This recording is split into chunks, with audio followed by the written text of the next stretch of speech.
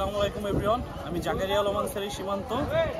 আমি এখন আছি হচ্ছে পুরাতন দিল্লির জামা মসজিদের সামনে। ঠিক আমার পিছনেই জামা মসজিদ। আমি জামা মসজিদের সামনে বর্তমানে অবস্থান করতেছি। আমরা এখন একটু ভিতরে যাব এবং জামা মসজিদটা একটু দেখব।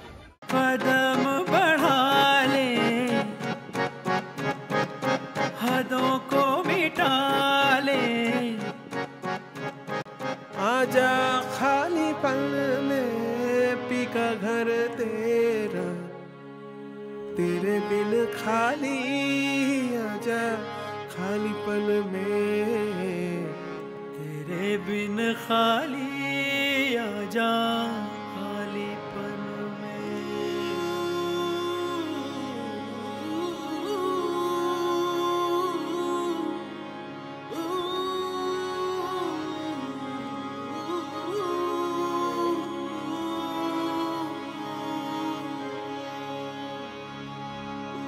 रंग रेजा रंग रेजा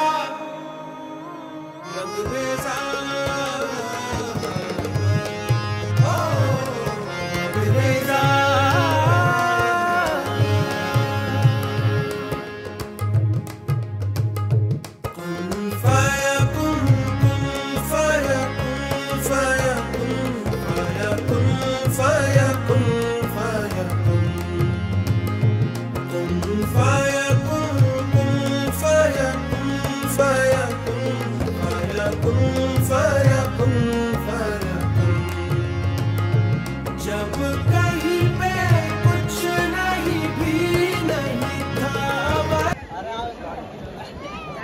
দিল্লির জামা মসজিদ ভারতের মুসলিম ঐতিহ্যের অন্যতম বৃহত্তর এবং ঐতিহ্যবাহী একটা মসজিদ।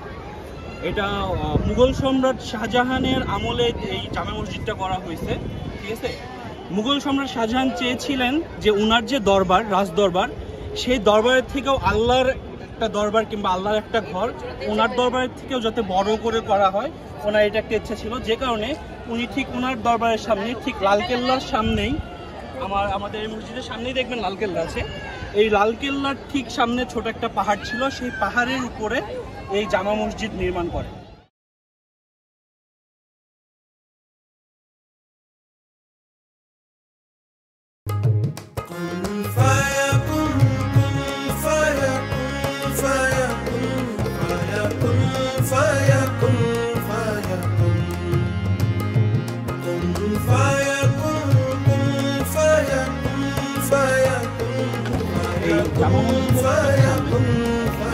জামা মসজিদের যে বারান্দা টাইপের বলা যায়, এটা ঠিক সামনে এবং বারান্দা এটার ঠিক মাঝখানে হচ্ছে ওযুখানা।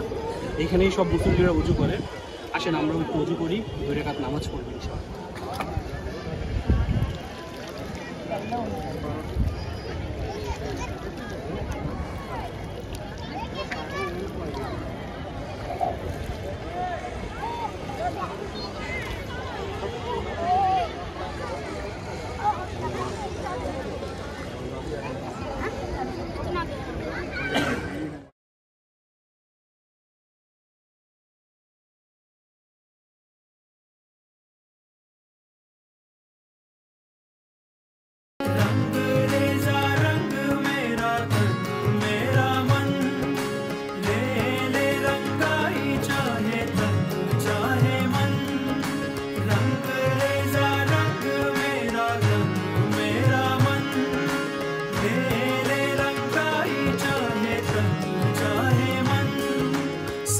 सवेरा मेरे तन भर से कचरा अंधेरा तेरी जलती ला,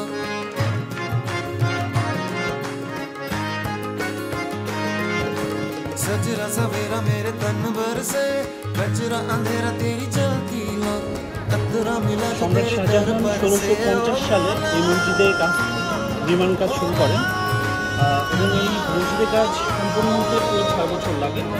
মানে 1656 সালে এই মসজিদের নির্মাণ কাজ শেষ হয়। আসুন আমরা একটু ভিতরে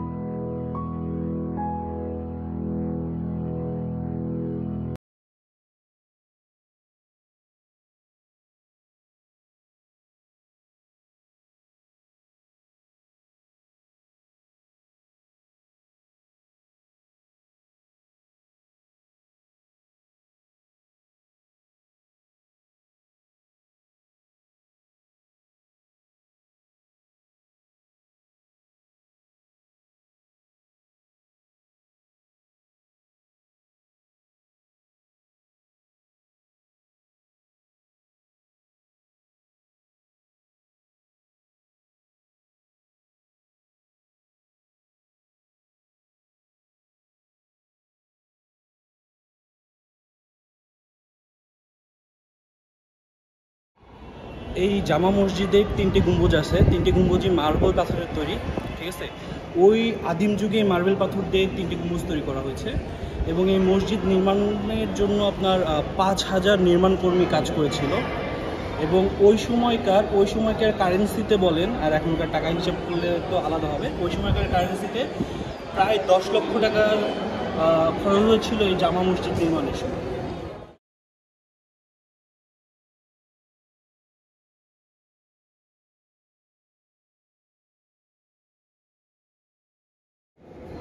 এই মসজিদের নির্মাণ শেষ হয় 1656 সালে এবং তখন এই মসজিদের নামকরণ করা হয় মসজিদে জাহান্নুমা, যার অর্থ পৃথিবী পরিবেক্ষণকারী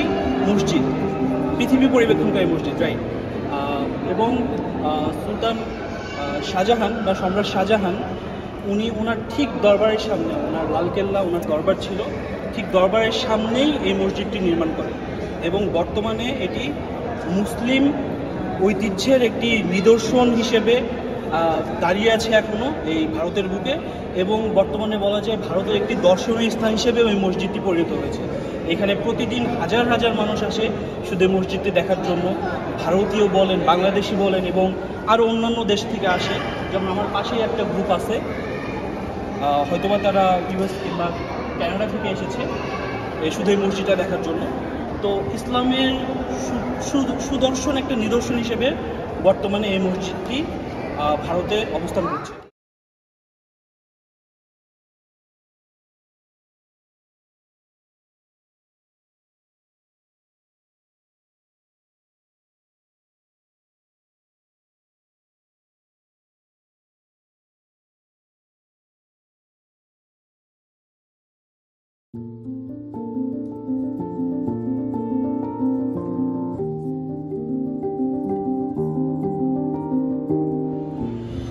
এই জামা মসজিদে একসাথে 25,000-এরও বেশি মানুষ একসাথে নামাজ আদায় করতে পারে।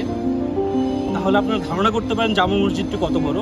এই জামা মসজিদের দুই পাশে বড় বড় দুটো টাওয়ার টাইপের আছে এবং এই টাওয়ারের নিচে দর্শনার্থীরা এসে বিশ্রাম নেয়, বসে থাকে, ঠিক আছে। আর এর কারুকার্য দেখেন, স্থাপত্যশৈলী দেখেন, ঠিক আছে।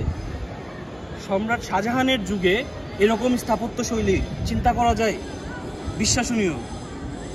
এখনকার আধুনিক অনেক আর্কিটেকচারও এরকম স্থাপত্যশৈলী তৈরি করতে পারবে না আমার মনে হয়, ঠিক আছে। যদিও এখনকার অনেক আর্কিটেকচার, নতুন যুগের আর্কিটেকচার অনেক উন্নত, কিন্তু ওই সময় হিসেবে এইটা কি বলবো, মার্ভেলাস টোটাল কথা, ঠিক আছে, একদম অতুলনীয় আর্কিটেকচার।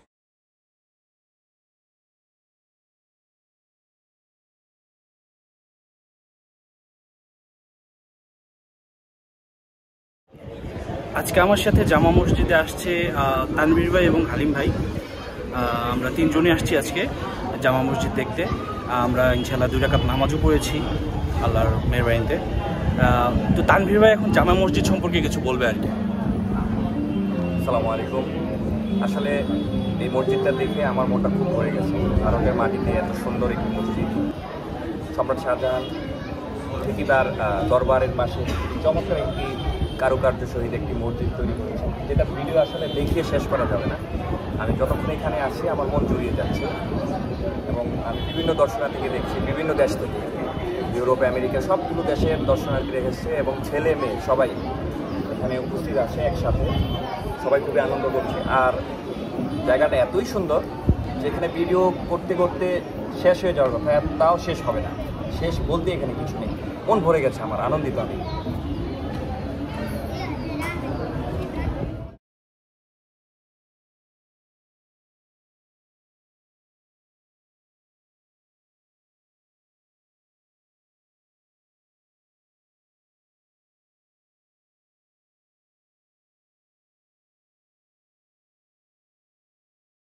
এই মসজিদ দেখে কারো মন ভরার মতো না, বিশ্বাস করেন কারো মন ভরার মতো না। আমি যতবার দেখতেছি ততবার ভালো লাগতেছে এবং আমার এখানেই থেকে যেতে ইচ্ছা করতেছে, ঠিক আছে। ইসলামের আর একটা এত সুন্দর একটা নিদর্শন দেখে মনে করেন মনকে ভরানোর মতো না, সোজা সাপটা কথা। আশা করি যেই আসবেন, যেই দেখবেন এটা তারই ভালো লাগে। এবং আমার আপনাদের প্রতি সাজেশন থাকবে এটাই যে যেই দিল্লিতে আসে সেটা আমার ভাই হোক, বন্ধু হোক, আমার চেনা পরিচিত হোক, কিংবা অন্য যে কেউই হোক, যেই দিল্লিতে আসবেন তাদের উদ্দেশ্যে আমার একটাই কথা বলার, একবার হলেও তারা যাতে এই জামা মসজিদটা এসে দেখে যায়। ঠিক আছে, এই জামা মসজিদটা আশা করি সবার ভালো লাগবে। ঠিক আছে, আজ এই পর্যন্ত। সবাই ভালো থাকবেন, সবাইকে ভালো রাখবেন। আল্লাহ হাফেজ।